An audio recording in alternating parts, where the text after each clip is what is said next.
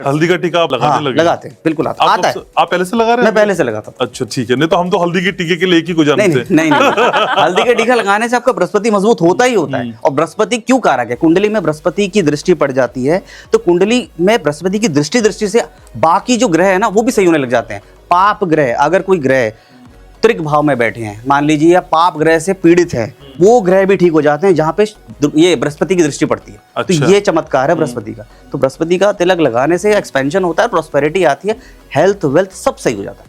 तो हल्दी का टीका जिसके लिए आप जानी जाती हैं, हल्दी का टीका कितना चमत्कारिक है ये तो आप बताती रही हैं। हल्दी की टीके को लेके कोई खास रेमेडी जिसके जरिए पैसा भी आ जाए, कर्ज भी चला जाए, प्रोस्पेरिटी भी आ जाए? देखिए काफी सारे लोग हैं जो हल्दी का टीका ना लगाते तो हैं बट उनका हल्दी का टीका स्टे नहीं करता, उनके माथे पे जो है टिकता ही नहीं है। वो बोलते हैं मैडम हम लगाते तो हैं बट आपका तो ये पूरा दिन पूरी रात रहता है, ऐसा कैसे कि हम पूरा वास्तु भी कर लेंगे और मेरा टीका इधर से उधर नहीं होगा। तो उसको लगाने का एक नियम है। अच्छा। जब आप विष्णु सहस्त्र नाम पढ़ेंगे और उस तिलक को धारण करेंगे और आप बोलेंगे, अपने मन से धारण करेंगे और बोलेंगे विष्णु जी को कि मुझे पता है कि आपकी ब्लेसिंग आज पूरे दिन मेरे साथ रहनी चाहिए और मुझे दिखते रहने चाहिए आप।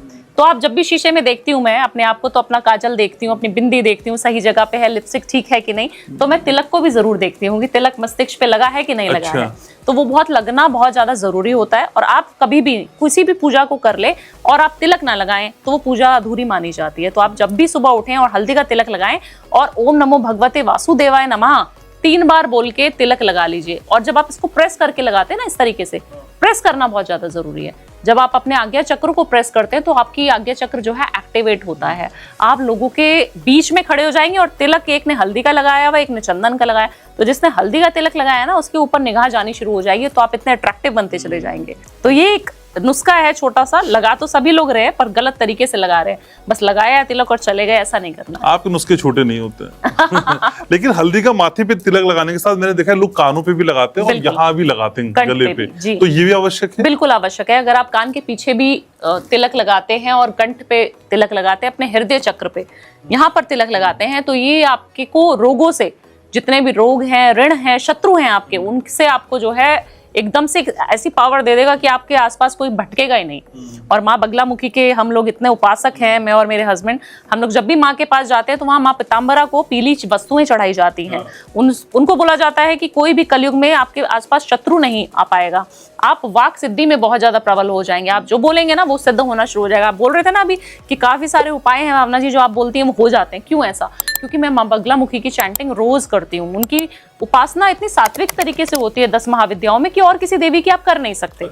उग्र होती हैं बहुत ज्यादा देवियां, बट माँ बगलामुखी इतनी प्यारी देवी हैं, इतनी अच्छी सौम्य देवी हैं कि आप उनकी उपासना बिल्कुल चुपचाप अपने घर में गृहस्थ जीवन में आप उनकी पूजा कर सकते हैं। तो मैं इसलिए हल्दी का तिलक धारण करती हूँ कि मेरे शत्रु थोड़े स्टे अवे रहे।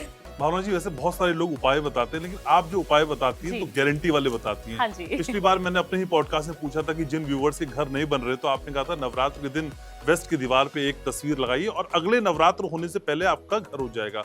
तो कई व्यूवर्स के साथ ऐसा हुआ है। तो ये जो गारंटी है क्या अब इस मकान को लिए गए लोन को चुकाने की भी मिलेगी? क्योंकि मकान तो ले लिया व्यूवर्स ने, लोन भी हो गया, हाँ। लेकिन ये कर्जा कैसे चुकेगा? गारंटी के साथ चाहिए। देखिए कर्जा चुकाने की सबसे अच्छी एक नियम आपके घर में बता देती हूँ। आपको घर पे ही बैठ के करना है वो नियम और कहीं जाने की जरूरत नहीं है। आपने ना सबसे पहले हनुमान जी की साधना करनी शुरू करनी है। कैसे करेंगे उपासना? आपको कोई भी पूजा करते हैं, हम बोलते हैं हनुमान चालीसा पढ़ो। हमारे पास काफी सारे क्लाइंट्स आते हैं, बोला मैडम मैं तो जमाने से पढ़ रहा हूँ, 20 साल हो गए पढ़ते पढ़ते हनुमान चालीसा, कुछ नया बताओ। तो नया क्या है कि आप कोई भी पूजा जब आरंभ करते हैं आप जो है आचमन नहीं करते, आप उसका संकल्प नहीं लेते। आपको संकल्प लेना बहुत ज्यादा अनिवार्य हो जाता है। कोई भी चीज हमने करी, हमने प्रॉमिस करना है। जैसे बच्चे एग्जाम में प्रॉमिस करते हैं ना मम्मी पापा से, मम्मी इस बार 90% मार्क्स आ गए तो ये गाड़ी दिला देना, मम्मी इस बार मैं बोर्ड के एग्जाम से पास हो जाऊंगा तो मुझे ये आईपैड चाहिए।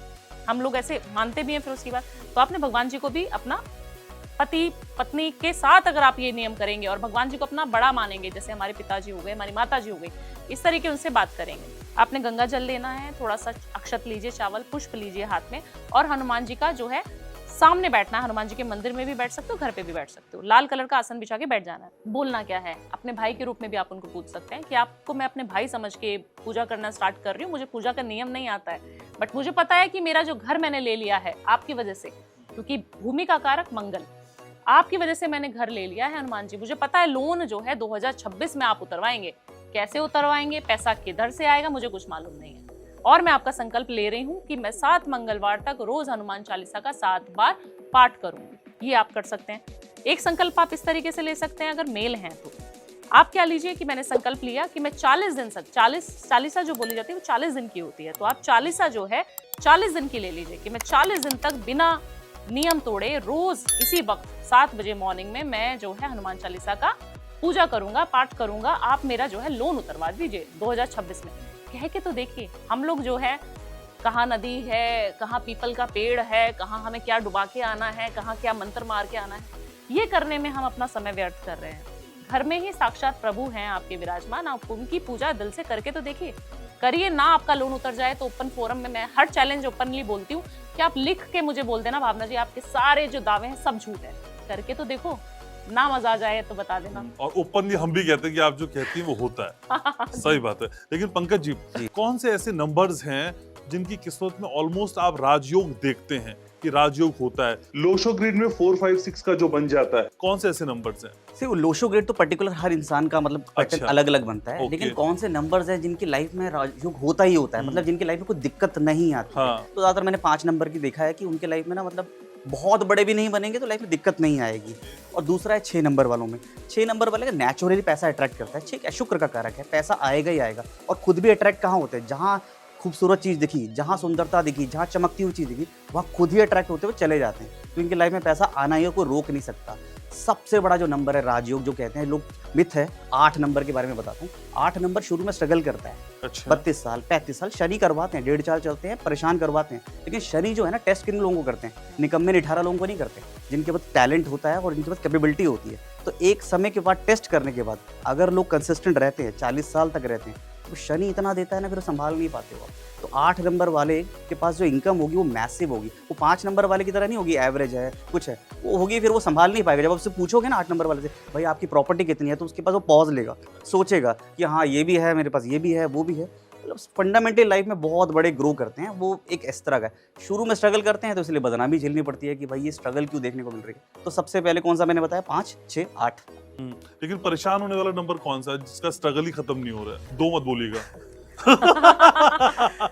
2 वालों को ने खुद की प्रॉब्लम खुद ही ले रखी है। 2 वाले प्रॉब्लम होती नहीं है 2 वालों को। 2 वालों खुद ही ओवरथिंक करके प्रॉब्लम लेते हैं। 2 वालों की लाइफ में तो गजब। 2 वालों की लाइफ में कोई प्रॉब्लम होती नहीं, खुद से ही उन्होंने प्रॉब्लम ली। और रीजन क्या है ना, चंद्रमा का। चंद्रमा 15 दिन घटता है, बढ़ता है, तो उनको खुद ही ऐसा लगता है कि ये प्रॉब्लम मुझे, कोई मेरे बारे में ये तो नहीं सोच रहा, मेरे बारे में लोग पूछ क्यों नहीं रहे, मेरे अंदर ये जेलेसी भी आ जाती है, या फिर मेरे को इग्नोर क्यों कर रहे हैं। इस थिंकिंग की वजह से लोग डिप्रेशन में रहते हैं। 2 वालों की लाइफ में प्रॉब्लम नहीं है। प्रॉब्लम आती है 8 वालों के, वो भी शुरुआत में, उसके अलावा नहीं आती।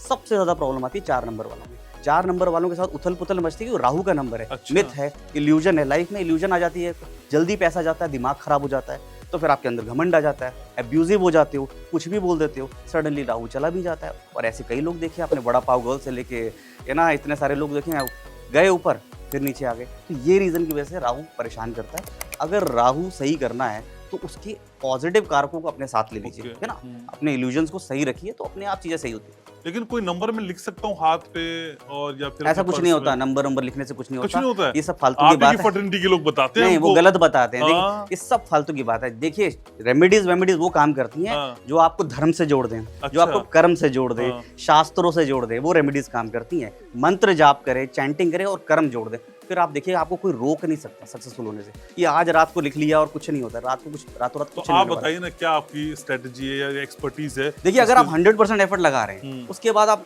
अपने प्लेनेट के हिसाब से, कारक तत्वों के हिसाब से उस प्लेनेट पे काम कर रहे हैं, मंत्र चैंटिंग कर रहे हैं हर एक प्लेनेट का, तो रिजल्ट आता ही आता है। 100% आता है, मैं आपको बता रहा हूँ। लेकिन आप कहोगे सर मैं लिख लूंगा, रात को लिख लिया, सुबह हो गया, लिखने पड़े, सो रहे हैं और मैं कुछ लिख लेता हूँ, रातों रात लक्ष्मी आ जाएगी। कभी नहीं होता है ऐसा, मैं आपको बता रहा हूँ। अगर आपको कुछ करना है तो आप मंत्र चैंट करिए, उसी हिसाब से करिए और रिजल्ट आते हैं।